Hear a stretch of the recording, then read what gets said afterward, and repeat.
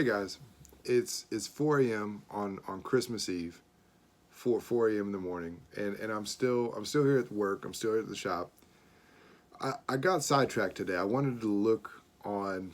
I wanted to get a different company for our website to better convey our identity and who we are and what we're about. And it got me off on a tangent because I started looking on Google to see where we ranked against other mold companies. And what I found was we're on page like 3 and 4, right? We're doing really bad, but fine, okay, it's fixable. But I looked at the companies who are on page 1 and 2, and I'm upset. I'm gonna go off on a rant. I can't believe this is what you guys have for information, right? These companies are scammers. I'll just be honest. I used to play nice for years. I never threw mud or sling mud. I never, trashed other companies. And I'm not gonna name names on this, but from what I saw, I mean, I just watched a video on Facebook on my laptop that this company, they said, their claim to fame is fogging, right? They have this magical fog that kills all the mold in the house, and you don't have to do any expensive demolition.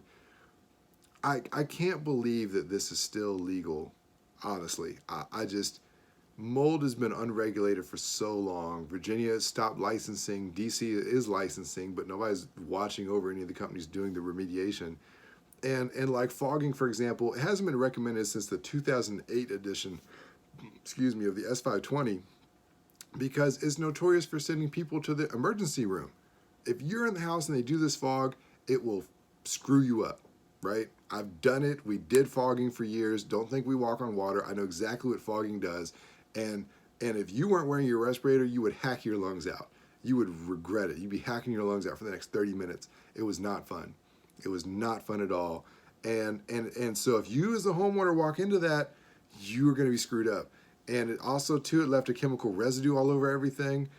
And the S520 is clear. It's abundantly clear that fogging alone or ozone alone or chlorine dioxide, there's many different, there's nothing new under the sun, right? There's many different chemicals that have come out over the years where they talk about they can just fog and they don't have to clean. This is not how mold works. That's not how mold works. People have allergic reactions to mold. You have to clean up the mold spores, right? It's like telling somebody with a peanut allergy that they can just kill it, right? We'll just fog the peanuts and kill it, and then you won't be allergic. Like, that's really stupid, right? You would know that common sense wise, that's really stupid, and that if you were allergic to peanuts, killing them just doesn't make any sense, right? You would just either laugh at the person or just smack them upside their head. But in the mold industry, this is legit. This is what people think is done in our industry, and it's not. That's not what's done. Oh my God. I'm so upset. This you know what? This is an education thing. I have to educate people. It's gonna be a journey. I mean, I really have to break down how you look at a mold report, what should be in it, what's a waste of money, how mold remediation should be done, how to find, how to look for a bad company, and I'm just gonna have to call people out. I'm just going to call people out. And you know what? I'm going to get a lot of haters. I'm going to get a lot of people who are gonna throw our name through the mud.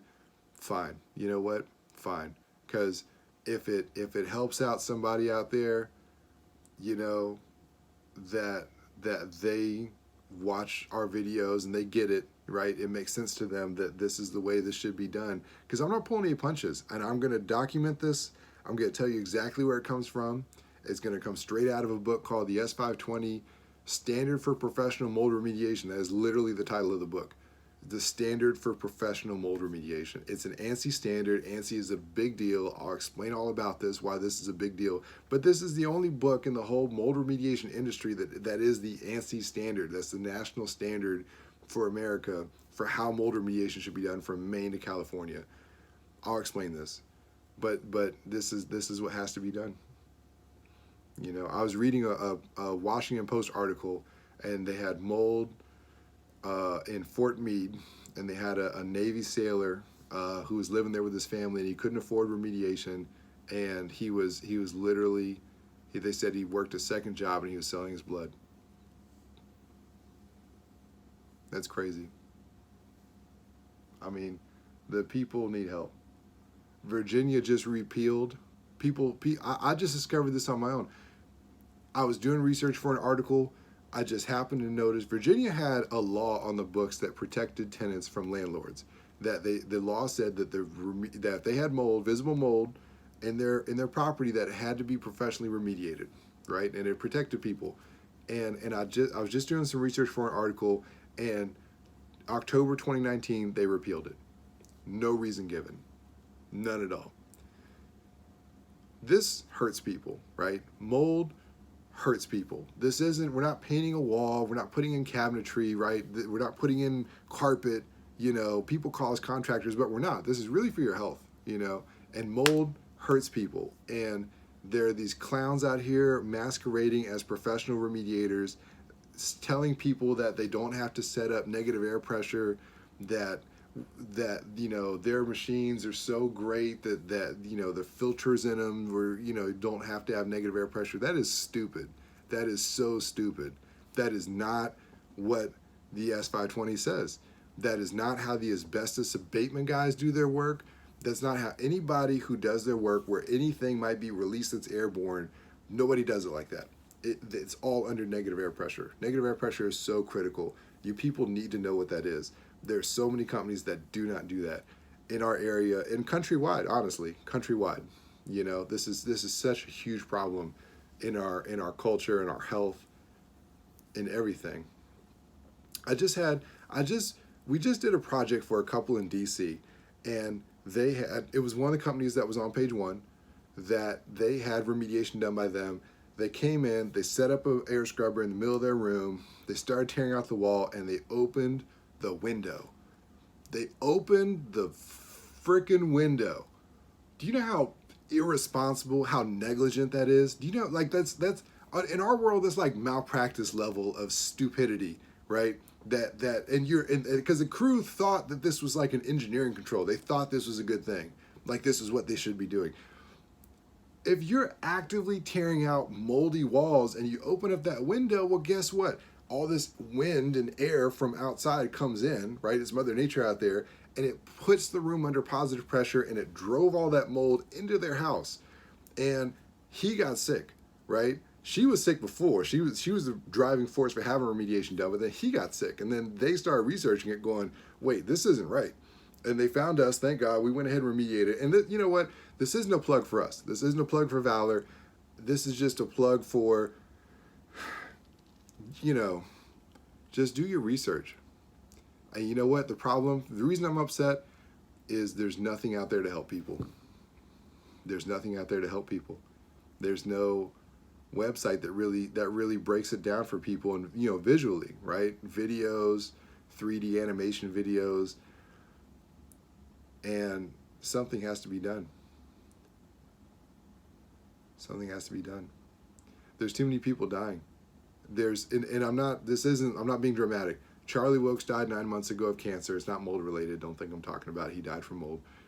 But he was a great in our industry. He was a great in our area for sure. He was who we went to if there were any mold sensitized clients. That's who we would point him to. He passed away. Michael Merritt retired last year. Tom Ray from InView is retiring in this month. These are all guys who wrote really solid. They did really solid mold testing. They did really good reports. They were very prescriptive. They knew how proper remediation should be. And the people who are replacing them are clowns. I'm reading their reports. I'm reading their recommendations. It's very bad recommendations. It's so bad. This has got to stop. I see that what's on my plate for 2020. It has to be education. The website has to be way better. Yeah. Well, Merry Christmas. Merry Christmas. 4:30 in the morning and coming to you live from Springfield. I don't know, guys. We'll make this better, though. Yeah. All right. Good night.